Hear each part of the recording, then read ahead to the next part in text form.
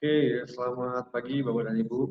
Senang berjumpa dengan Bapak Ibu lagi. Kita akan lanjutkan dengan materi bahasan yang kedua, bahasan mengenai product knowledge yang kita presentasikan berdasarkan salah satu vendor di Sampurna Maritime Water Institute yang ada di Moldo. Tapi saya akan bahas lebih lanjut melalui video ini.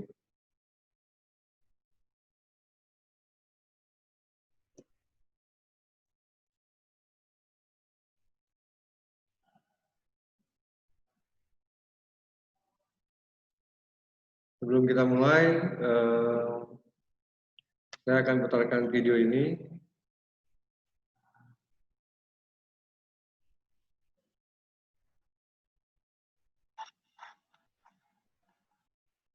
Silakan Bapak Ibu menyimak.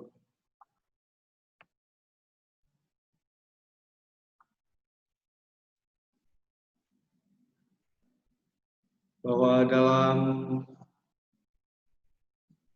teknologi baru sekarang yang juga sudah menjadi kebiasaan umum mengenai food delivery. Food delivery adalah salah satu dari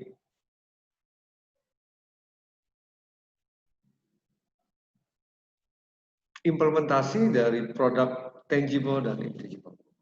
Ada beberapa poin yang ingin saya sampaikan, bahwa produk itu secara umum dibagi dua, ya.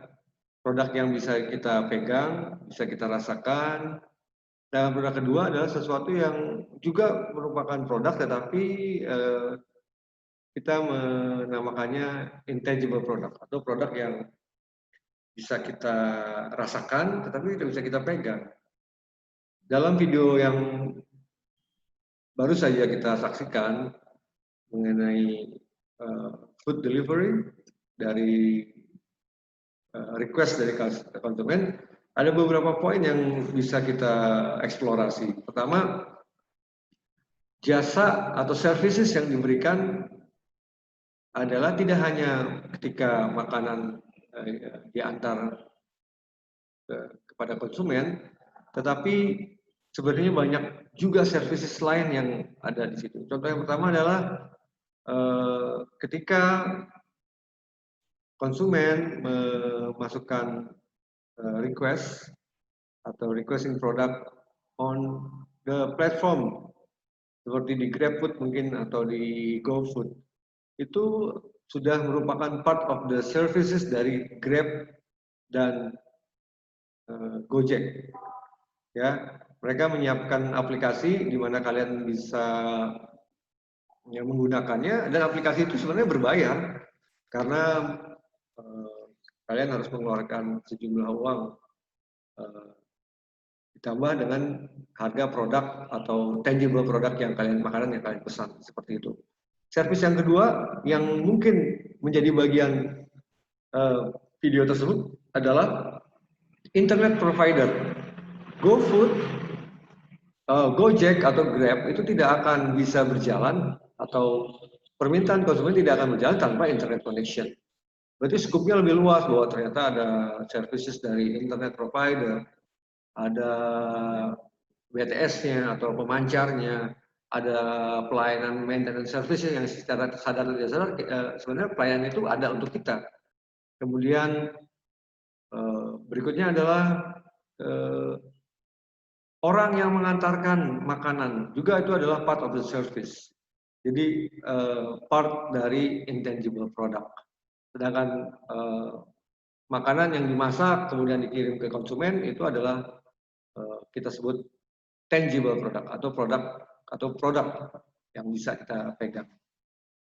Berikutnya adalah jasa dari vendor atau yang memasak, ya. Seorang chef memasak, dia menggunakan skillnya, keahliannya untuk melakukan itu. Jadi services dan produk itu tidak bisa dipisahkan.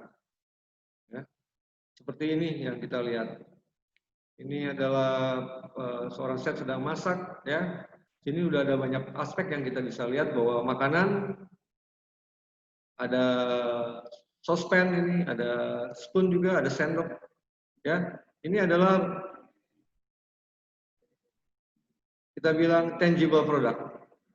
Ya. Sedangkan proses of cooking, skill yang diberikan itu adalah masuk intangible product. Jadi dalam Service of Excellence jelas sekali pemahaman tentang tangible dan intangible product itu sangat jelas dan itu sangat berpengaruh. Mereka tidak bisa independen, artinya mereka harus berkesinambungan. Buah-buahan atau sayur-sayuran yang dimasak untuk salad ini terutama, ini sebelumnya sudah melewati proses service, petani menanamnya, kemudian ada pengepul yang mengumpulkan produk ini, disortir, dipilih yang paling baik, dikirim ke hotel atau restoran, dicuci dulu, kemudian dipresentasikan, ya, mengalami proses jasa dan sebagainya, seperti itu. Dan setelah makanan jadi, ini ada proses services juga, ya, adalah bagaimana makanan dari galley atau dari kitchen bisa sampai ke meja tamu itu melalui staff yang mengantarkan makanannya, kru yang mengantarkan makanannya ke meja tamu. Di sini kita melihat ada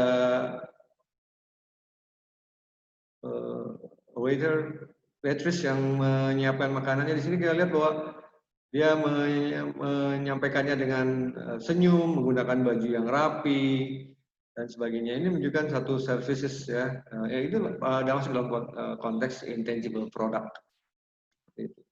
Dan intangible product biasanya tidak bisa disimpan dan sifatnya hanya temporary, artinya hanya sebentar saja. Ada jangka waktu tertentunya.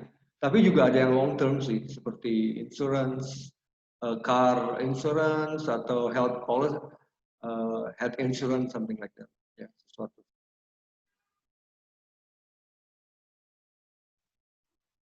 Di gambar ini kalian juga bisa melihat bahwa ini ada air minum mineral Perrier yang mungkin diimpor dari Prancis, ya. Ada produsen gelasnya, ada produsen mejanya yang membuat meja restoran ini, ada napkin, paper napkin, perusahaan napkin yang memproduksi produk, dan produk ini dinikmati oleh konsumen itu melalui proses services, ya, proses intangible produk yang diberikan.